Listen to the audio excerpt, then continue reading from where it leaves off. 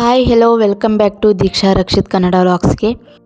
ಇವತ್ತಿನ ವಿಡಿಯೋದಲ್ಲಿ early pregnancy ಸ್ಟೇಜಲ್ಲಿರೋರು ಯೂರಿನ್ ಟೆಸ್ಟ್ ಮಾಡ್ದೇ ಪ್ರೆಗ್ನೆಂಟ್ ಆಗಿದ್ದೀರಾ ಅಂತ ಹೇಗೆ ತಿಳ್ಕೊಳ್ಳೋದು, ಮತ್ತು ಗರ್ಭಿಣಿ ಆಗೋದಕ್ಕೆ ವೇಟ್ ಮಾಡ್ತಿರೋರು ಈ ವಿಡಿಯೋನ ಎಲ್ಲೂ ಸ್ಕಿಪ್ ಮಾಡ್ದೇ ಕೊನೆವರೆಗೂ ನೋಡಿ, ಯಾಕಂದರೆ ಮೋಸ್ಟ್ ಇಂಪಾರ್ಟೆಂಟ್ ಟಾಪಿಕ್ ಇದು.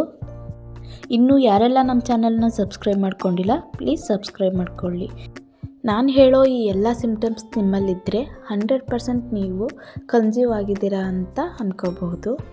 ಯೂರಿನ್ ಟೆಸ್ಟು, ಬ್ಲಡ್ ಟೆಸ್ಟು ಮಾಡೋದಕ್ಕಿಂತ ಮುಂಚೆನೇ ನೀವೇ ನಾನು ಕನ್ಸೀವ್ ಆಗಿದ್ದೀನಿ ಅಂತ ತಿಳ್ಕೊಬೋದು. 100ಗೆ 90% ಮಹಿಳೆಯರಲ್ಲಿ ಈ ಸಿಮ್ಟಮ್ಸು ಆಗುತ್ತೆ. 22 ದಿನಕ್ಕೆ ಗರ್ಭಧಾರಣೆ ಆಗುತ್ತೆ ಅಂತಲೂ ಸಹ ಕಂಡುಹಿಡಿದಿದ್ದಾರೆ. ಅಂದರೆ ಪೀರಿಯಡ್ಸ್ ಮಿಸ್ ಆದ ದಿನದಿಂದ ಮುಂದಕ್ಕೆ 22 ದಿನದವರೆಗೆ ಅಷ್ಟರೊಳಗೆ ಕನ್ಸೀವ್ ಆಗುತ್ತೆ ಅಂತಂದು ಸಹ ಹೇಳಿದ್ದಾರೆ. ಆದರೆ ಯೂರಿನ್ ಟೆಸ್ಟಲ್ಲಿ ಅದು ಗೊತ್ತಾಗೋದಿಲ್ಲ, ಯಾಕಂದರೆ ಹಾರ್ಮೋನ್ಸ್ ಇನ್ನೂ ಐಡೆಂಟಿಫೈ ಮಾಡೋದಕ್ಕಾಗಲ್ಲ. ಆದರೆ ಕೆಲವೊಂದು ಸಿಮ್ಟಮ್ಸ್ ಬಂದು ನೀವು ಪ್ರೆಗ್ನೆಂಟ್ ಆಗಿದ್ದೀರಾ ಅಂತ ಸೂಚಿಸುತ್ತೆ.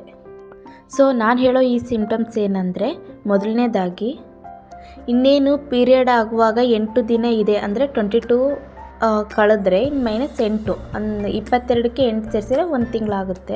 ಅಂದರೆ 30 ದಿನ ಆಗುತ್ತೆ. ಆ 30 ದಿನದಲ್ಲಿ 8ನ ಮೈನಸ್ ಮಾಡಿದರೆ 22, ಇನ್ನು 8 ದಿನ ಇದೆ ಅನ್ನುವಾಗ ಹೊಕ್ಕಳದ ಕೆಳಭಾಗದಲ್ಲಿ ಅಂದರೆ ಪೀರಿಯಡ್ಸ್ ನೋವು ಬರುತ್ತಲ್ಲ, ಅಷ್ಟು ನೋವು ಬರಲ್ಲ, ಸ್ವಲ್ಪ ಲೈಟಾಗಿ ನೋವು ಬರುತ್ತೆ. 100ಕ್ಕೆ 5ರಿಂದ 10% ನೋವು ಕಾಣಿಸುತ್ತೆ, ಲೈಟಾಗಿ ಅಂದರೆ ತುಂಬ ಲೈಟಾಗಿ. ಎರಡನೇದು ಮೂಡ್ ಸ್ವಿಂಗ್ಸ್ ಇರುತ್ತೆ. ತುಂಬಾ ಮೂಡ್ ವೆರಿವೇಷನ್ ಆಗ್ತಿರೋದು, ಕಿರ್ಚೋದು, ಕೋಪ ಬರೋದು, ಸುಮ್ಮನೆ ಸಿಟ್ಟು ಮಾಡ್ಕೊಳ್ಳೋದು, ಸುಮ್ಮನೆ ಅಳೋದು, ಕಾರಣ ಇಲ್ಲದೇ ನಿಮ್ಮ ಬಿಹೇವಿಯರ್ ಚೇಂಜ್ ಆಗೋದು. ಇನ್ನು ಮೂರನೇದಾಗಿ ವೈಟ್ ಡಿಸ್ಚಾರ್ಜ್ ಆಗೋದು. ಪೀರಿಯಡ್ ಆಗ್ತೀರಾ ಅಂದರೆ ನೀರು ಥರ ವೈಟ್ ಡಿಸ್ಚಾರ್ಜ್ ಆಗುತ್ತೆ.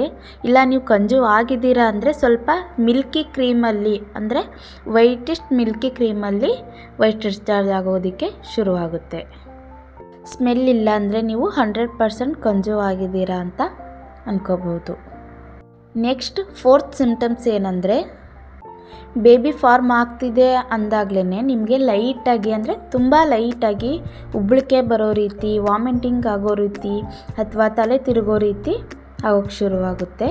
ಬೆಳಿಗ್ಗೆ ಸ್ಮೆಲ್ ಕಂಡ್ರೇ ಆಗಲ್ಲ ನನಗೆ ಅನ್ನೋ ರೀತಿ ಒಂಥರ ಮೂಡ್ ಸ್ವಿಂಗ್ಸ್ ಆಗೋದಕ್ಕೆ ಶುರುವಾಗುತ್ತೆ. ಊಟನೂ ಸಹ ಮಾಡೋದಕ್ಕೆ ಆಗ್ತಿರಲ್ಲ, ನಿಮಗೆ ಒಂಥರ ಹಸುವೆ ಆಗ್ತಿರಲ್ಲ, ಆ ಥರ ಆಗೋ ಸಿಮ್ಟಮ್ಸ್ ಕೂಡ ಇರುತ್ತೆ. ಹಾಗೆ ಲೈಟಾಗಿ ತಲೆನೋವು ಶುರುವಾಗುತ್ತೆ. ಮತ್ತು ಹಾರ್ಮೋನ್ ಇಂಬ್ಯಾಲೆನ್ಸ್ ಆಗೋದ್ರಿಂದ ಕೈಕಾಲು ನೋವು ಬರುತ್ತೆ, ಸುಸ್ತಾಗುತ್ತೆ. ಇನ್ನು ನಿಮ್ಮದು ಪೀರಿಯಡ್ ಮಿಸ್ ಆಗಿದೆ ಅಂದರೆ ಅರ್ಲಿ ಮಾರ್ನಿಂಗ್ ಯೂರಿನ್ನ ತಗೊಂಡು ಪ್ರೇಗ ನ್ಯೂಸಲ್ಲಿ ಚೆಕ್ ಮಾಡ್ಕೊಳ್ಳಿ. 100% ನೀವು ಕನ್ಸೀವ್ ಆಗಿದ್ದರೆ ರಿಸಲ್ಟ್ ನಿಮಗೇ ಗೊತ್ತಾಗುತ್ತೆ. ಇಲ್ಲ ನೀವು ಕನ್ಸೀವ್ ಆಗಿಲ್ಲ ಅಂತಂದು ಹೇಳಿದರೆ ಇನ್ನೇನು ಡೇಟ್ ಆಗೋದಕ್ಕೆ 8 ದಿನ ಇದೆ ಅನ್ನುವಾಗಲೇ ನಿಮಗೆ ವೈಟ್ ಡಿಸ್ಚಾರ್ಜ್ ಶುರುವಾಗುತ್ತೆ. ಹಾಗೆ ತುಂಬಾ ಹೋಗುತ್ತೆ. ಅದನ್ನೊಂದು ಸಿಮ್ಟಮ್ಸ್ ಕೂಡ ನೀವು ತಿಳ್ಕೊಬೋದು, ನಾನು ಪ್ರೆಗ್ನೆಂಟ್ ಆಗಿಲ್ಲ ಅಂತ.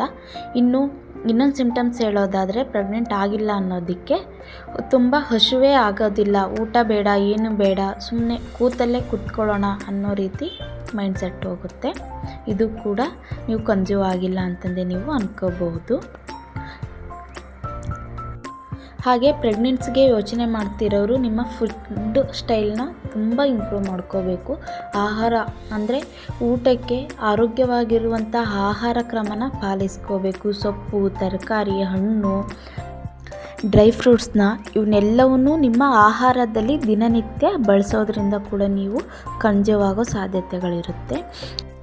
ನಾನು ಹೇಳಿರೋ ಈ ಸಿಮ್ಟಮ್ಸ್ ನಿಮ್ಮಲ್ಲಿ ಇದ್ದರೆ ಅಂದರೆ ನೀವು ಸ್ವಲ್ಪ ಗಮನವಿಟ್ಟು ನಮ್ಮಲ್ಲಿ ಈ ಸಿಮ್ಟಮ್ಸ್ ಇದೆಯಾ ಅನ್ನೋದನ್ನ ಅಬ್ಸರ್ವ್ ಮಾಡೋದ್ರಿಂದ ಈ ಸಿಮ್ಟಮ್ಸ್ ನಿಮ್ಮಲ್ಲಿದ್ದರೆ 100% ನೀವು ಕನ್ಸೀವ್ ಆಗಿದ್ದೀರಾ ಅಂತ ಅಂದ್ಕೋಬೋದು.